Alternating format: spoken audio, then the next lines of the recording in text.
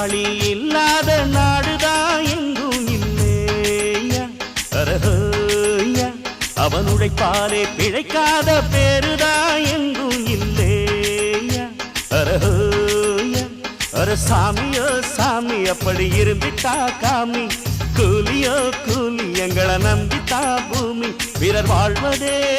எங்க வேர்வையில் தான் உழைப்பாளி இல்லாத நாடுதான் எங்கும் இல்லையா